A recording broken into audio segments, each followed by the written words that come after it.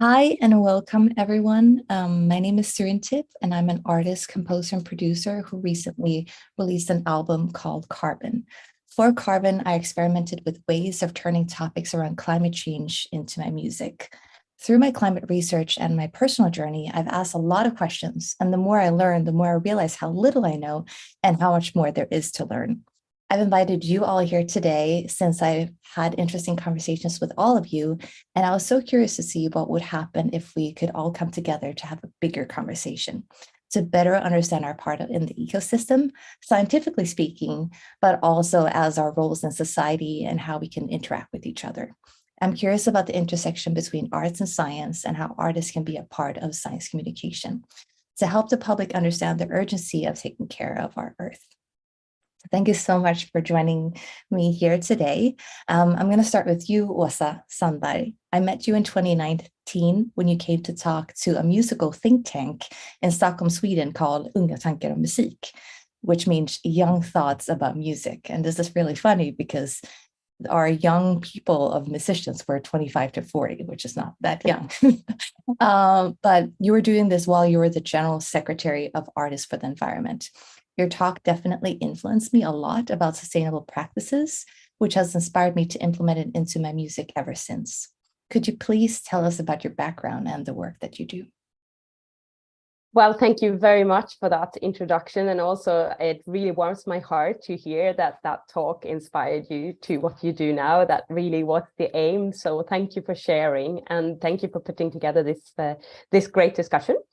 My name is Åsa, and I worked mainly in Sweden on different types of sustainability questions. I've both been involved with culture and artists and how they can be a part of the bigger picture towards creating a more sustainable world. But I've also worked a lot in the food industry, where I've both been as an entrepreneur, but also worked at big corporation like Coop, which is the second largest supermarket chain in Sweden, where I've worked both on sustainability reporting, but also food waste, which has led me to my last assignment here at Too Good To Go, where I started as a country manager for Sweden and really have worked on the issue of food waste and how we really need to create awareness around that to lower that number. That is such an important topic, and I feel like that's really connects to everyone in the world because we all need to eat, and how much food waste there is, it's insane. So thank you so much for doing what you do. Priya Darshini, I met you through the record label called Ground Up Music and the 4-time Grammy Award-winning band Snarky Puppy. I believe it was in 2016 when we both attended their album release screening of Family Dinner 2, and we've stayed in touch ever since. I'm very fascinated by your artistry, how you blend your Indian background into your music, and the work that you do with the International Wildlife Coexistence Network. And Periphery, which is a wonderful album that you were Grammy nominated for in 2020 in the category of Best New Age Album category. Could you please share us about your background and your artistic practices? Thank you, Serentip. I'm really excited to be here and very honored to be talking to all of you. I'm a singer, composer, and a wildlife advocate. I grew up in India and I serve on the board of International Wildlife Coexistence Network. And my specific interest within the organization is to work with the Youth Council part of IWCN, amongst others. My musical background is in classical Indian music, which is entirely inspired by nature, from the philosophy of how this music has been built, how you present the music, perform, and the whole thought process is entirely inspired by nature. So, and I've been studying this music since I was 4 years old. So literally, nature plays such a big part in how I write music, how I think, how I move through life, pretty much. Like, for example, like even in the micro level and the macro level, like very specific ways. I know Sirin Tip, her album Carbon is so beautiful and so inspiring. If you haven't heard it, you should definitely check it out. I saw how she used data points to scientific data points to create music, which is so beautiful and mind blowing. And it reminded me of how in Indian classical music I often take inspiration from nature's organic shapes and how they make its way into how I write music, into the form, into the shapes of literally the melody and everything that I write. So it kind of felt natural that I wanted to give back, and it's just always been a part of how I approach work and music. I love that so much. And we Yeah. definitely hear all those influences in your music. So thank you so much for sharing about your process. Suzanne Asha Stone, we're just formally meeting for the first time now, but I've heard so much about you from Priya. You're an executive director and board president of International Wildlife Coexistence Network. Could you please share about with the work that you do and what inspired you to do it? Mine started with one of the most well-known musicians in the animal world, which is wolves. And that's where I had my first introduction to working for wildlife. And they're one of the most persecuted species, at least in the United States. So it was my introduction was on a very lonely Texas road back in the late 1980s as a teenager, and I encountered one of the last wolves in the wild, and thought, you know what, I want to do something important, and bringing back a species that wasn't tolerated by people because of their misunderstanding of the importance of these animals is that I just felt like it was a calling, and so I've spent my life restoring those animals, as well as working with people now around the world who are helping to bring back other species, and then realizing that we are essentially creating a global village of people who believe that coexistence is something that we can do as people, and we must do if we want to save what's wild, what's precious, and what's unique about our planet. I love that so much. That's such beautiful work. And we're going to talk about that later, kind of like how you work with the human and wildlife conflict and finding solutions for that. That's such important work. Thank you so much. Kelly Sutherland, we spent 2 weeks this past summer together in a cabin on a research vessel off the Oregon coast. I was in the upper bunk bed. You were in the upper bunk bed. I was in the lower bunk bed. And this was happening while you and your lab were studying plankton. And I was invited to be the artist at sea on board this research vessel through the Sitka Center of Ecology and Art. And my job was to compose music based on your research. This trip was definitely one of the best experiences of my life. I feel like it was life-changing. And I was wondering if you could share about the work that you do and the effects of climate change that you've seen in the ocean. Yeah, it was so fun having you as a bunkmate, Sirin Tip. And it's very fun to be here with such a diverse group. I'm often surrounded by a bunch of scientists, and so this is really fun. I'm an associate professor of biology at the University of Oregon.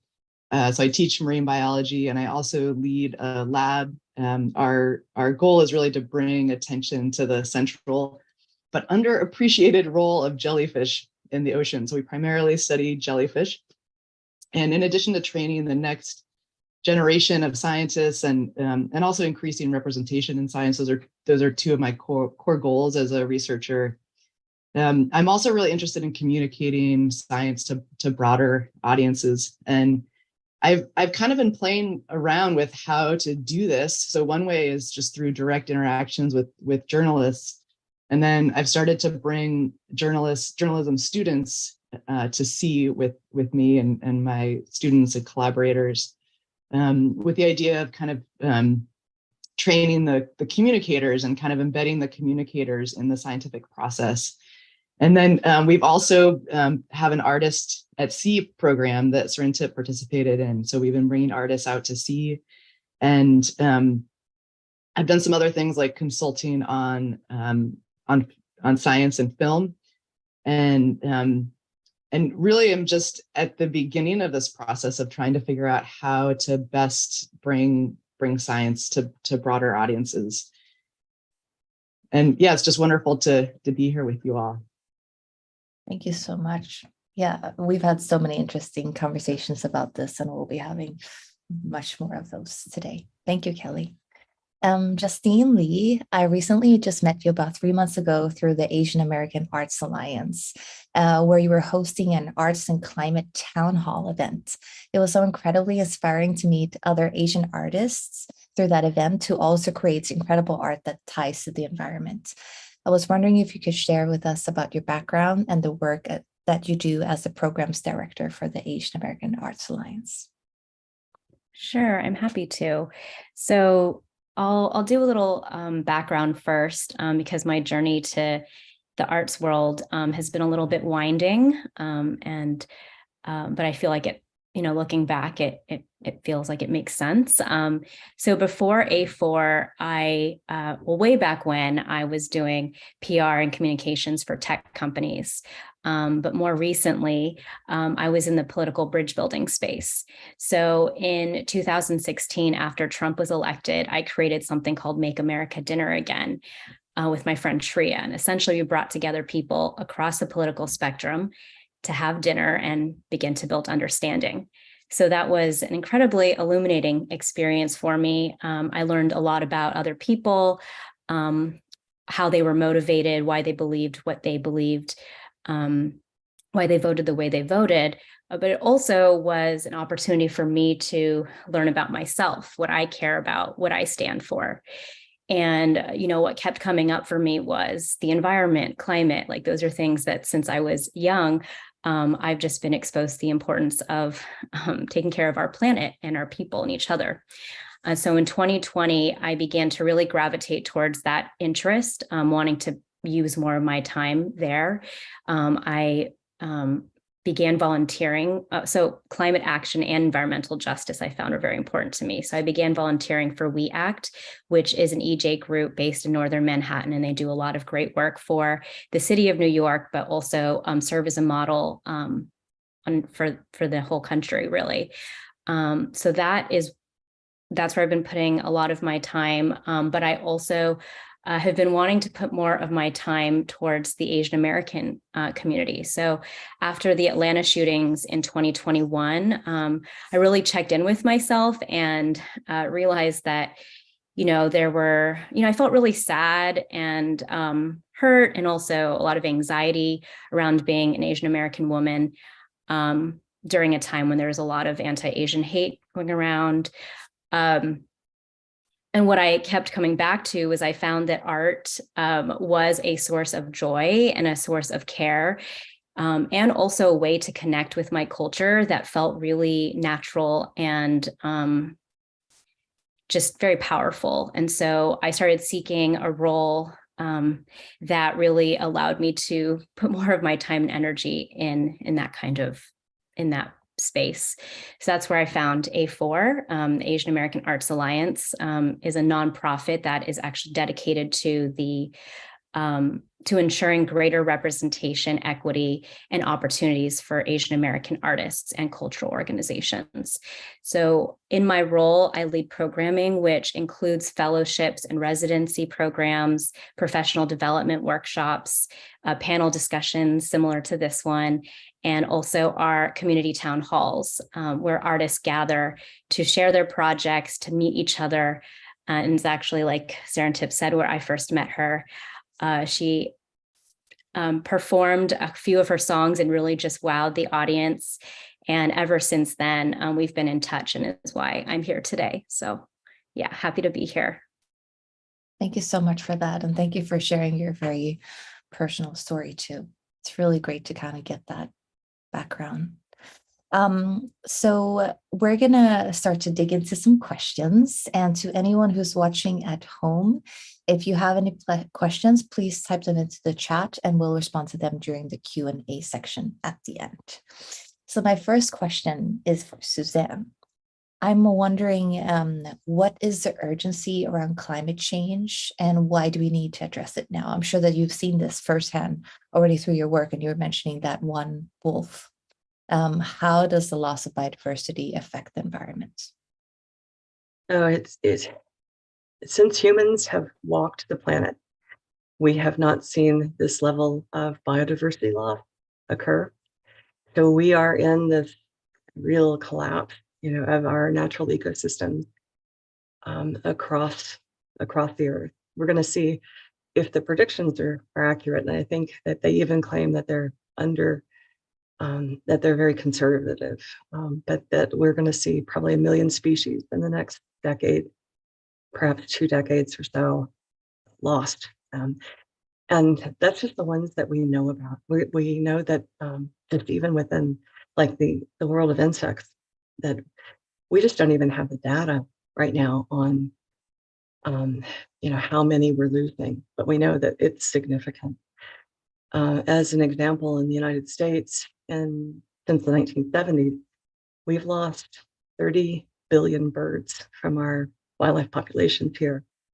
In that, it's a blink of an eye in terms of nature, and it's everything. It's the death by 1,000 cuts. So it's climate, but it's also the combination of toxins. It's all of the different ways that humans affect the planet by changing the landscape, how we're using it, urbanization. It's all the different things combined.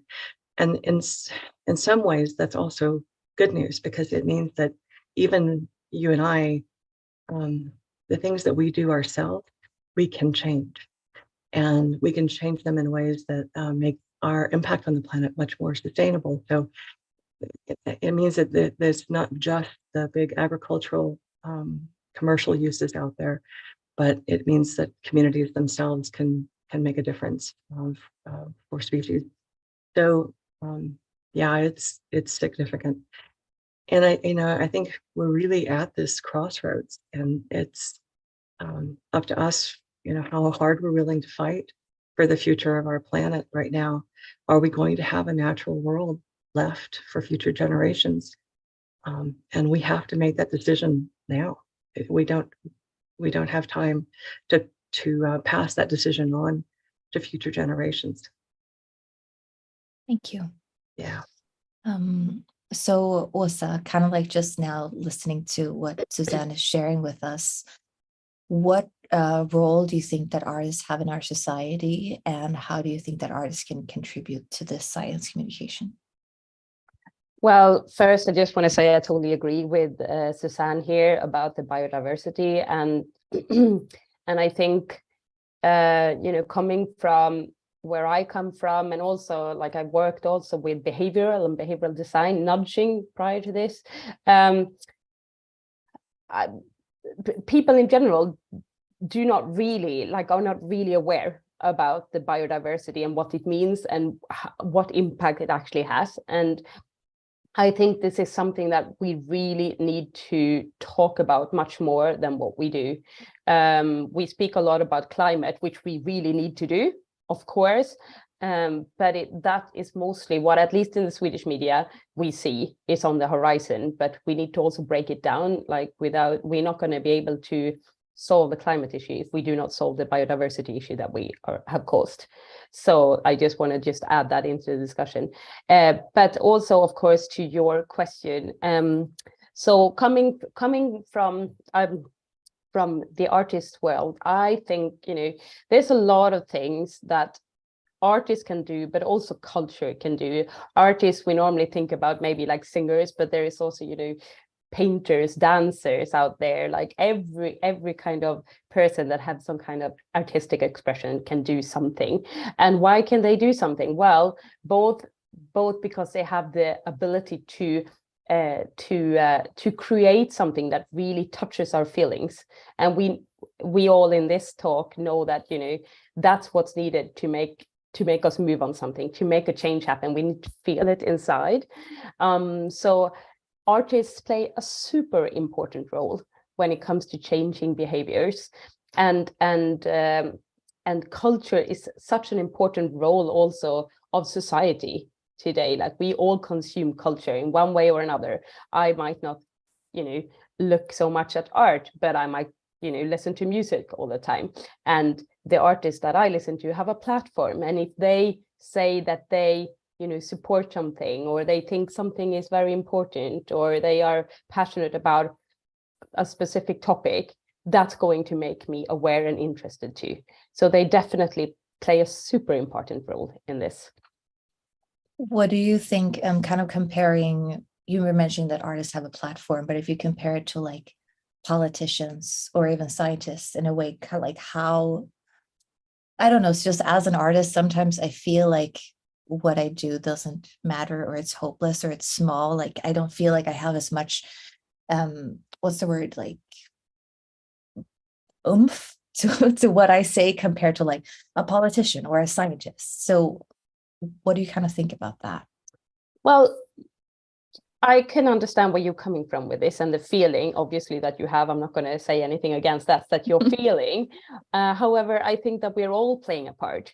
I'm not a politician. I still have a voice. We all have a voice. Every one of us have a voice. And now when we also have, you know, like, this is not so long back when we didn't have social media, for example. Right now, every one of us have a platform. If we are on Facebook, Snapchat, TikTok, whichever media, Instagram, whichever media, LinkedIn, whichever media we're using, we have a voice, and it needs to be used. So it might not be, you know, that an artist of some sort has as many followers as a politician, or as much, if you want to say, power, but you know, nowadays, you know, on TikTok, any kind of person can get like millions of followers. So it doesn't have to be that you've been given power, you have it already. And there is so much that you can do as an artist. I mean, when it comes to like in your ordinary work, you can choose how you travel, you can choose if you're at a festival or whatever, you can choose, you know, what kind of meal you want, if you want vegetarian. Every time you share that voice, or like make your opinion known, you are going to inspire someone, or make maybe a host of a festival think, oh, all right, so she wanted vegetarian. Maybe you even say why. That's going to make, you know, that awareness come through.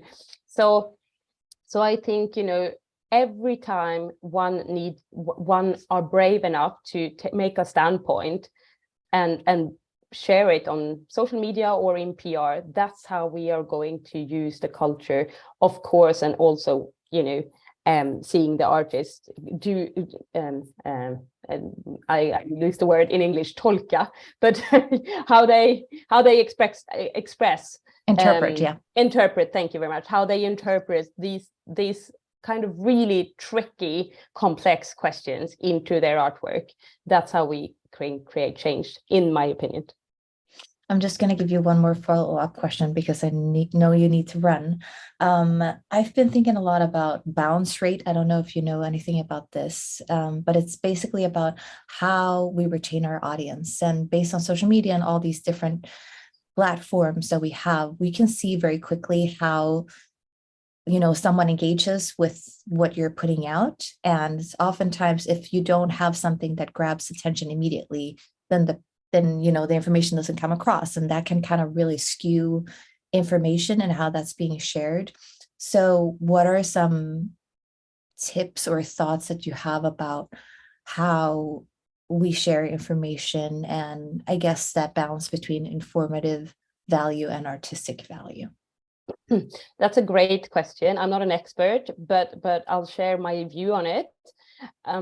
So I would say this, as I mean, there are scientific studies how quickly we respond to information. And, you know, if you just look at yourself and your behavior, for example, if you're scrolling through your phone and something catches your eyes in the social media, it needs to be interesting, like instantly for you to stay on, even if it's like just a 2-minute video. If it's not interesting within the first like 7 or 10 seconds, you're gonna like, just click it down again. So for me, what comes to mind when I heard your question is authenticity. Like, you need to be authentic, and it's the same in as in PR. If you have an important standpoint that you want to come across, share that first, and get to the feeling of your audience first, so that they can recognize yourself in your message, recognize themselves in your message. So that's at least how I stick to something. I feel connected to the person because I can relate to what that person is saying to me. And it could maybe be like the topic that person is interested in, or that it really touched me as a person because that, the artist shares something emotional. So I will say, be authentic and share your most important point first, but also, get into the feelings of your audience. That's how you're going to make them stick. Thank you so much. I know you got to run, so I hope that your train will not be more delayed today. Yeah, thank you so much for having me on this call. And I know that there might be questions after, but you can share my email or grab those questions, and I will try to answer them at a later stage. Amazing. Thank you so much. Thank you. Thank you so much. So to continue on that path, Kelly, I'm thinking a lot about the platform. And while I was out at sea with you, there was this viral research paper that came out that claimed that 90% of plankton were gone. And this was shared by a big Netflix show and other organizations with large followings. So after showing this research paper to you and the other scientists, you were like, this is not true, even though they were quoting, NOAA, for instance. So I'm wondering if you can share about some ways for non-scientists to think critically about the information that we see in front of us and how we know if a source is trustworthy or not. Great question, and a challenging one too. So, it's a question I think a lot about because I'm a scientist and I'm also an educator. So I teach young people, and one thing one of the main things that I want students to learn when they're taking a class with me is how to parse different kinds of information. And I think that's something that's one of the main things that any student needs to take away from their educational experience. So how do you parse information? How do you determine which information is grounded in good evidence? So that's a huge challenge, and I think that the ecosystem of social media really complicates that challenge. As we've been discussing, anyone can have a voice, yes, and anyone can have a voice. And some voices are really loud, but are not grounded in good evidence-based information. And so, as individuals, it's really it's on all of us to really look at information sources carefully. When it comes to science, there's a lot of good journalistic resources. So I think there's even when it comes to scientific journals, I would say, oh, you should look at scientific journals, but there's even bogus scientific journals out there. And so I think the place that I often look first, even when it's something that's outside of my field, when it's an area of science that I don't know much about, is I look at resources like the New York Times or the Atlantic or the BBC or NPR. So I look to sources where I know that there are journalists that are embedded in a topic and are making a salary to really investigate things deeply. And after that, I might expand my search. But I think there are trusted journalistic institutions, and there are plenty of smaller journalism sources that I just may not know much about. And so if I'm not sure, then I just can't assume that those are good sources. But I acknowledge that it's actually a really big challenge, and it's a challenge. It's a big challenge to our time. It's a challenge for science. It's also a challenge for democracy. Yeah, and like what we're talking about with OSA too, I feel like even in journalism, there's so much about like if you can write the headline that grabs the attention of people the most, then you're more likely to have more followers or more readers or whatever it can be. So it becomes so skewed because people are expecting science to be simple. But as the conversations we've had for many times, you every time I ask you a question, there's never a simple answer. And I feel like the normal person expects a simple answer, expects science to be black and white. So what's an effective tool for communicating science when it's so complex? Yeah, that's also kind of an unanswerable question. I mean, a really good one. That's a huge challenge with communicating science, and kind of why I personally am really interested in trying to communicate better. It is, especially when you're talking about ecology and ecosystems, it's really complex, and there aren't simple answers, and the answer might be different depending on where you are or which species you're talking about.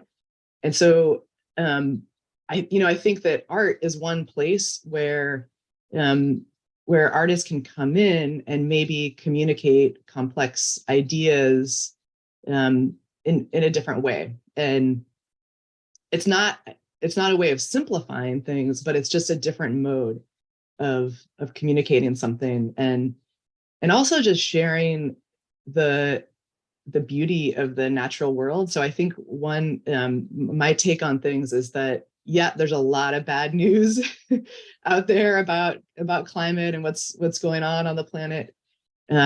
I also think there's a lot left that's worth saving, and I tend to take a stance. I mean, I do fundamental research, so my research is to understand the natural world, and there's still so much beauty and so many interesting organisms, and I think just sharing that with people, that what we have is so beautiful and amazing, and really worth working for. Yeah, thank you so much.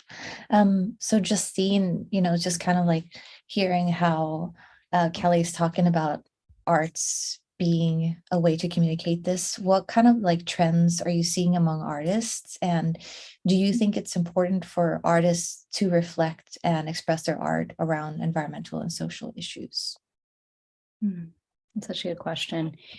Yeah, I think it's hard for me to comment on trends, but I can share an example of a collaboration that I thought was really beautiful, and I think might be something we see more of. So because Asian American Arts Alliance, or A4, serves artists across disciplines, we're able to facilitate collaborations among artists who are working in different mediums and have different skill sets. So for example, that town hall that you attended, the Art and Climate Town Hall a few months ago, there were artists from all disciplines that were joining and pitching their projects. And one of them was a Filipina artist named Cheyenne, who created this architectural structure that was honoring St. Malo, which is one of the first, or was the first, Asian American settlement. I believe it's on the coast of Louisiana, or was on the coast of Louisiana. And many of the first settlers were fishermen from the Philippines. So it was actually a very personal project for Cheyenne. And in her own words, the project really questions how we recall a place of historical significance that's begun to fade away, that's, essentially has been destroyed due to rising sea levels and climate disasters. And when she shared this project, there were other Filipino folks in the audience who really connected with her story and the idea. And one of them was Paul, a movement artist and yoga instructor, who reached out to Cheyenne afterwards, and they actually they became friends, and they began to collaborate on an activation for her structure. It's at the Socrates Sculptural Park in Queens, in New York.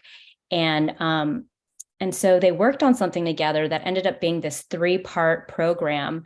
The first was a historical reading about St. Malo and its history. And then the second part Act two was a theater performance. And then the third act was Paul's movement and mindfulness workshop that he led the group through. And it was based or centered around the indigenous Filipino wisdom called Kapwa, which means shared inner self.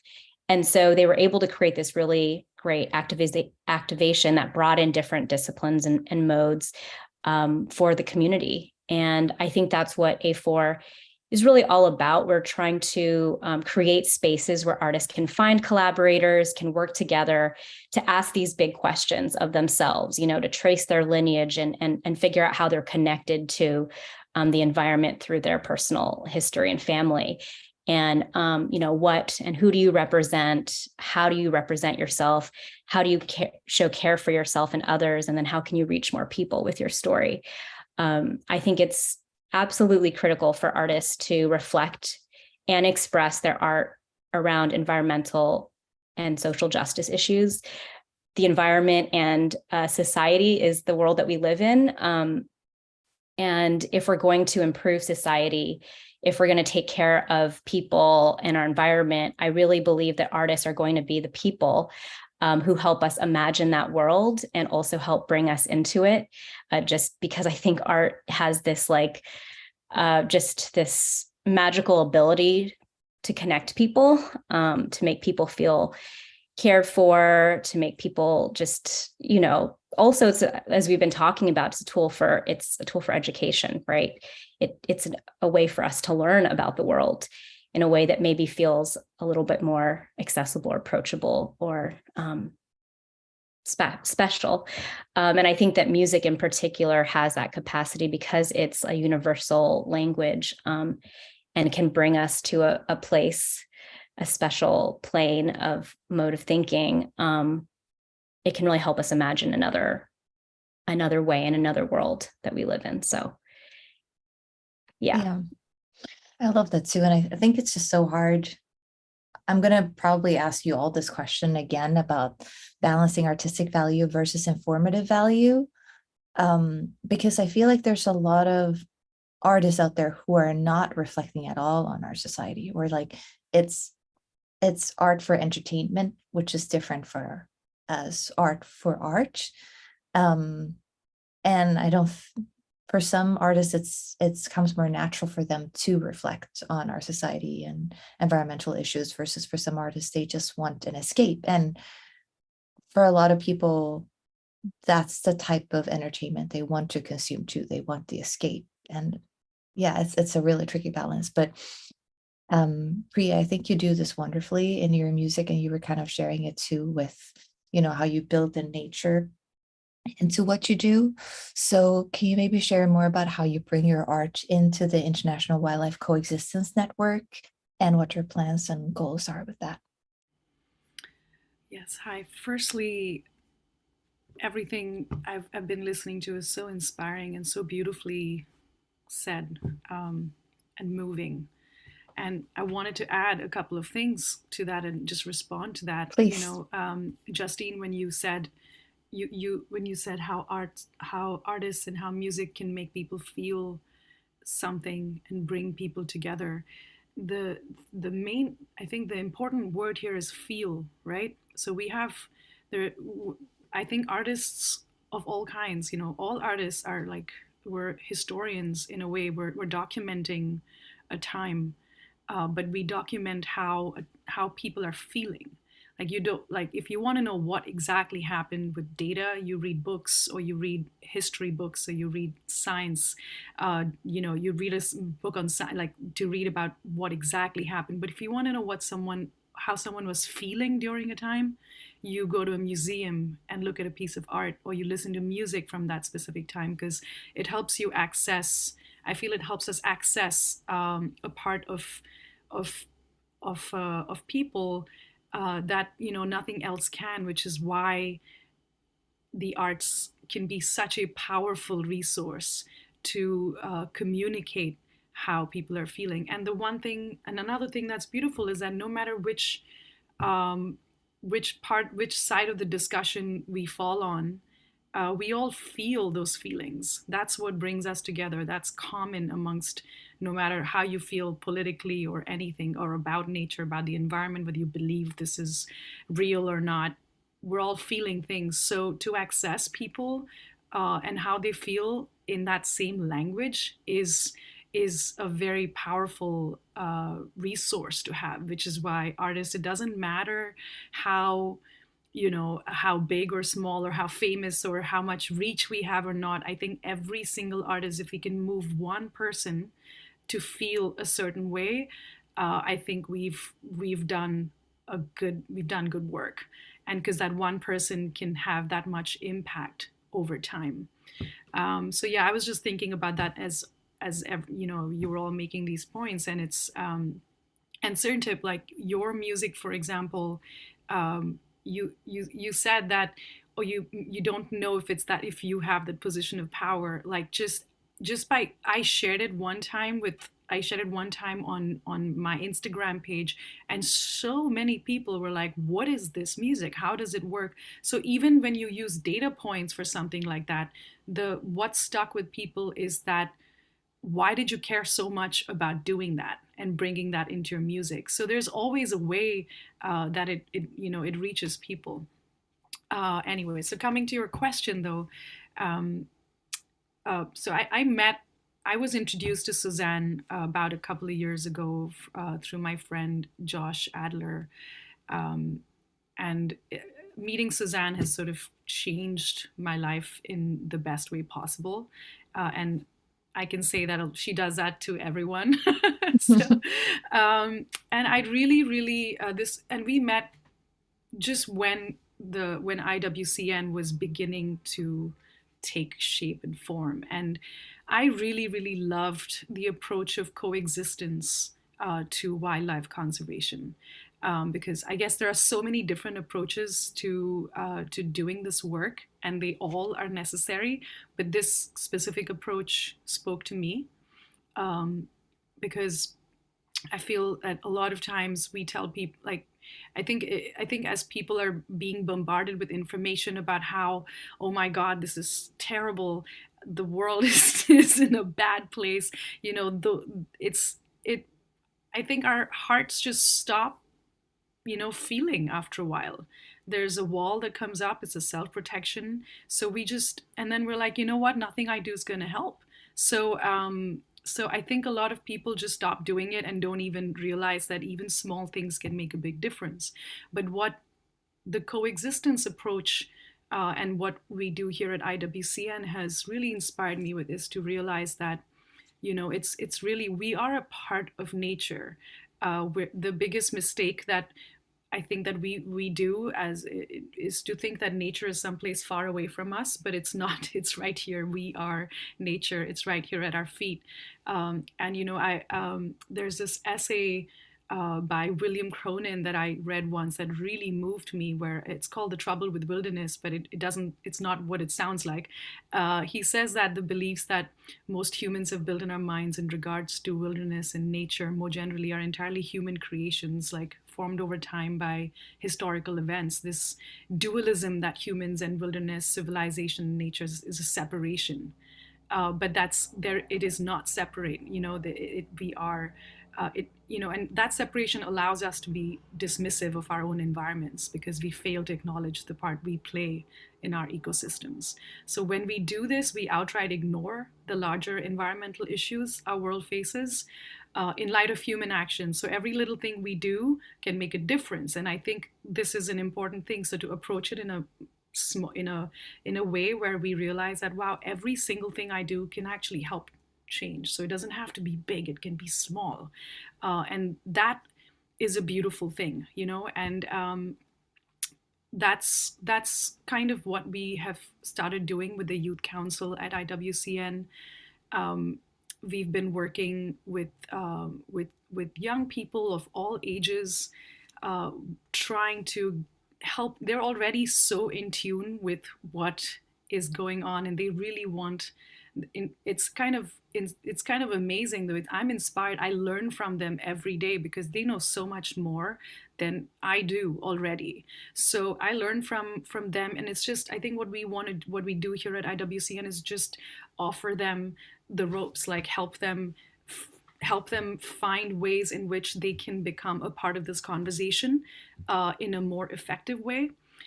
And as a musician and as an artist, what's very important to me is that they don't burn out very quickly. You know, this work is difficult. This work takes time. So, and I also don't think that to me, young people should be young people. They should be able to live life, and this should be joyous work. It's so. I think my approach to the Youth Council and to this work has been to try and see how we can use their talents, anything that they love doing that brings them joy, and how can you start using what brings you joy into this work.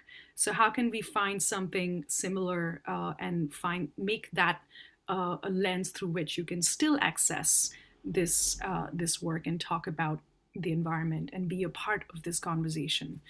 And Suzanne, she will tell you a little bit more about the Youth Council and how these students have already made such impressive changes. They recently, some of our students visited the White House, and they were not ready for these people because they thought, oh, they're just young people, they don't know what they're talking about. But man, they had to give them. They were kind of surprised because they showed up so prepared and so focused with all the data, and they had to sit down and listen to them and have a conversation with them. And I know, Suzanne, maybe you can tell them a little bit more about that. So I'd love, Sirintip, do you have the video with you? Yeah. So I'd love to share a small video of this song that I worked with my niece, actually, Trisha. She so I talk about the coexistence work all the time, and she loves writing songs, and I told her about about the situation with wolves currently in the United States, and she was so moved by it. So she leaves and comes back within 4 hours and writes this beautiful song. And so we got together, and so I produced music around it, and we want to get in the studio and record it, and hopefully have an album with young people writing music about coexistence, and also in the future maybe open up to having a wildlife coexistence festival. But I'd love to share this little video with you. Is this the world premiere of this video? It's possible. Yeah, we've only shared it internally yet because it hasn't been released yet. But it's really sweet, and we shared it at our first coexistence conference we just had, where we had conservation scientists from around the world and researchers, field workers, and from around, was it 16 different countries, Suzanne? Is that correct? Every continent in the world except for the North Pole and the South Pole, everybody was there. Everybody was there. This was in Montana, and just seeing this video moved the people, moved all of them so much, and it also kind of made us realize that even the people doing this work need healing. And so that's another thing that the arts can do, and as artists, holding space for the people who are doing this important work, and help them heal so they can continue doing the work. That's another very important, I think, aspect of what art can do. They were very moved by this video and inspired to see that the future is still strong and that it's in good hands. So let's check it out. Yeah, we're just going to show a little snippet since it's not the official version yet. Yeah.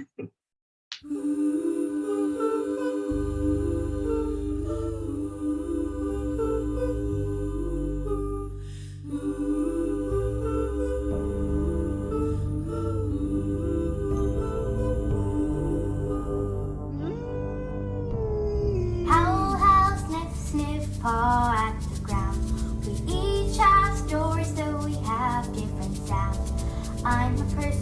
you're a wolf, but we can be friends. We can stop this battle and make amends. The sun shines high in both of our skies, and the breeze rustles our leaves. We talk and play throughout the day. At last, we all want peace. At last, we all want peace.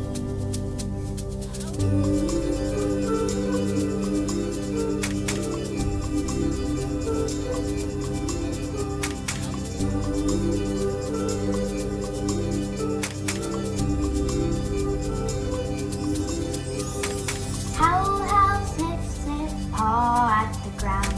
Our friendship is waiting to be found. I'm the person, you're a wolf, but we can make a team. We can make a bond that no one's ever seen. The sun shines high in both of our skies, and the breeze rustles our leaves. We talk and play throughout the day. At last, we all want peace. At last, we all want peace.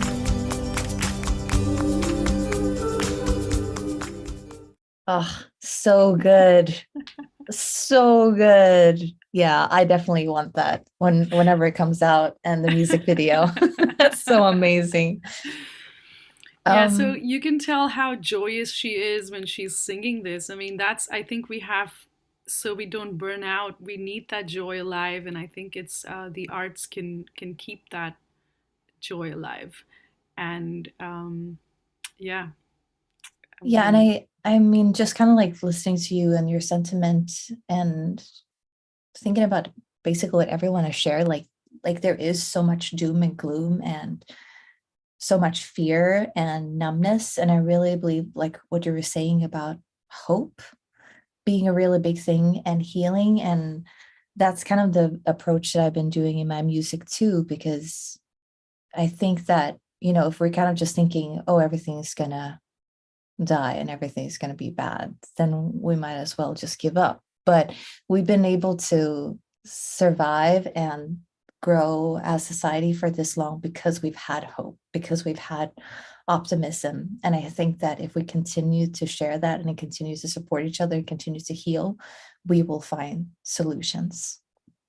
So we'd also like to share a little video from a solar powered performance that I did.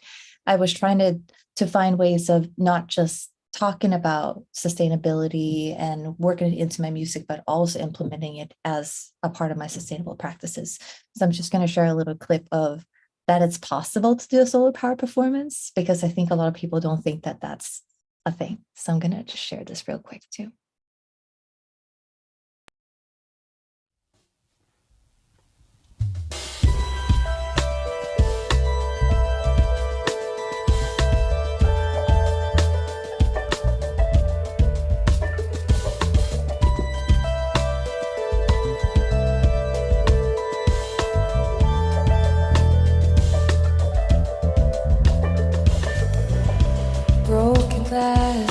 Child room's a mess again. Shattered mirror reflecting all that's down the drain.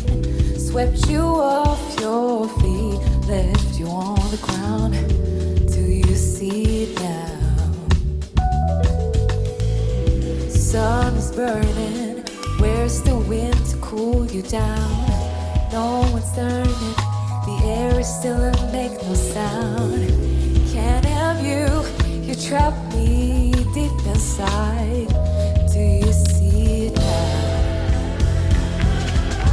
I cannot escape it. I just can't escape it. I cannot escape it. It's too late. I cannot escape it. I just can't escape it. I cannot escape it.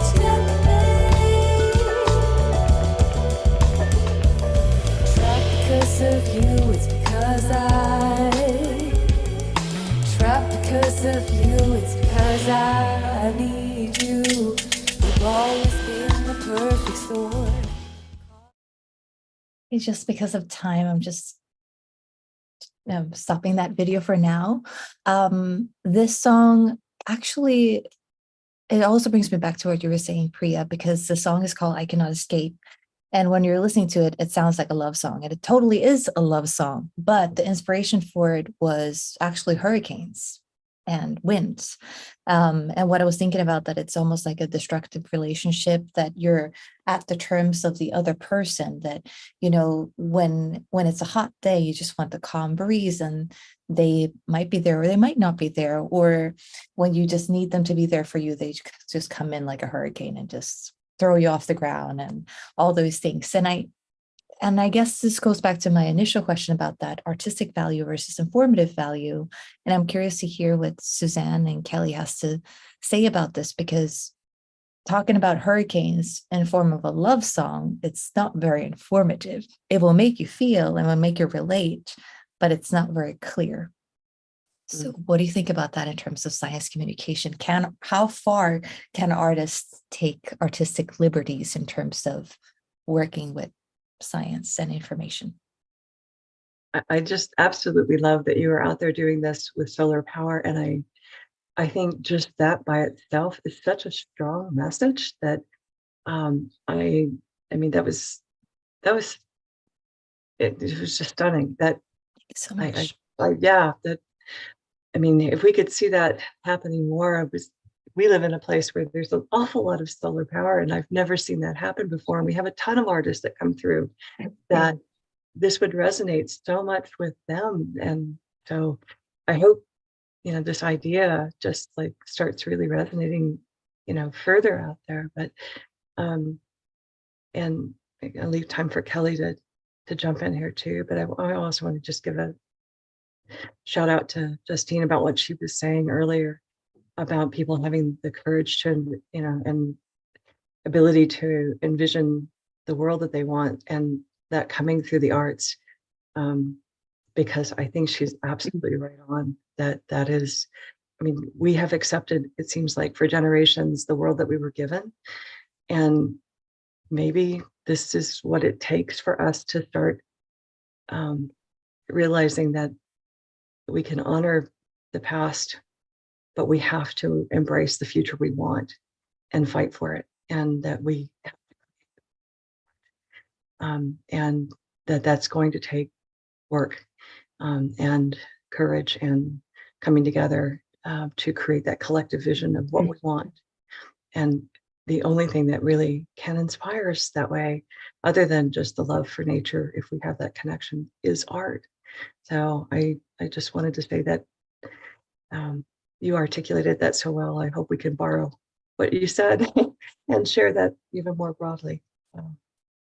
Thank you so much, Suzanne. Kelly, did you So- want to share anything on that?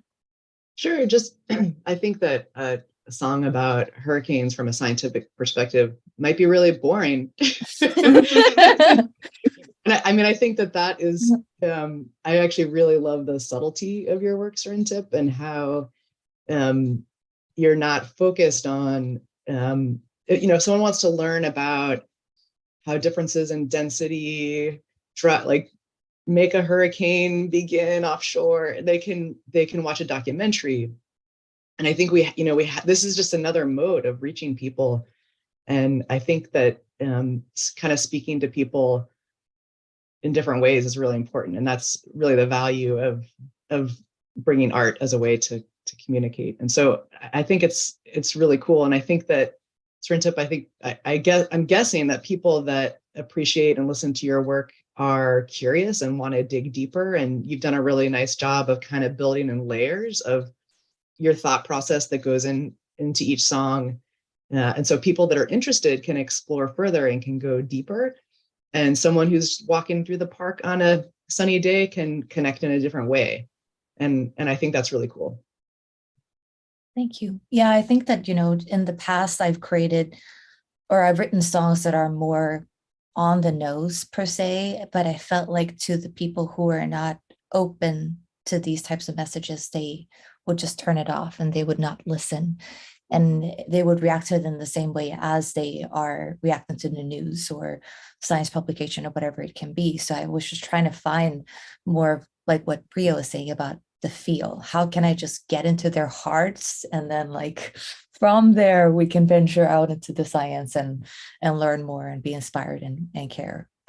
But you know, it's a complicated situation. I think it's really important, and I think especially now when it's so polarized, it's important for us to find that common ground and ways to connect. And I think that we connect through our hearts and not through our brains. So thank you so much for all of you for being here today. And this was such an incredible conversation. I feel like I've learned so much, and I hope that you've all done that too. To wrap up the conversation, is there any one thing that any of you would like to share with anyone who's watching at home as a final takeaway of today's discussion? Anyone? I would just say that I love this conversation. I thought that it was really really heartwarming, heartening. And I just hope for more conversations like this, where you're bringing together people from different backgrounds and disciplines. Because I do think earlier in the discussion, Serentip, when you asked what is the role of artists, you were kind of reflecting on your own journey and role, and maybe sometimes you have the thought of feeling like your role is very small, but I actually think that it's very big and powerful. I believe that artists are a bridge between science and, you know, people, the public. I have a lot of close friends who are scientists, and they've said that one of the biggest challenges for scientists is communicating their work and the importance of their work. And a lot of times, by the time it gets to the public, it's been kind of butchered or sensationalized or simplified in a way that, like, you know, people can use for different purposes. So I do think that, you know, hearing from you and hearing from Priya and hearing from everyone on this call and thinking about all the artists that I've met over the years, like, that is a really exciting role to have, right? Like, your interests in climate and environment, you actually have a way to reach people. And so I would say that, you know, my takeaway is that I love that this happened. I love the work you all do, and I hope that we can just do more of it. Thank you so much. Wolves and whales and butterflies cannot speak for themselves. You know, you really are their hope, their voice. So everything you do to speak for them, you know, it is their hope. So thank you guys, all of you, so much for all the work you're doing. So much. Thanks for bringing us together, Serentip. This was really fun. Yay. Thanks for Great. having us. And yeah, this is, I feel more inspired to go back and keep doing this work in a small way or a big way, or just whichever way that brings me joy, but to keep doing it. So thank you. Really appreciate it. Thank you so much, everyone. I echo everything. It's so inspiring, and I feel like I learn so much every time I talk to each of you. And thank you so much, Susan and Kelly, for the work that you do. Without, you know, the conservation work and without the science, we would just be in the blind. We would not know what's going on. So thank you so much for being out on the field and seeing what's happening and sharing it with us. And hopefully we can do a good job of communicating that to the public. Thank you so much, everyone. I hope to see you soon again. Thank you. Bye.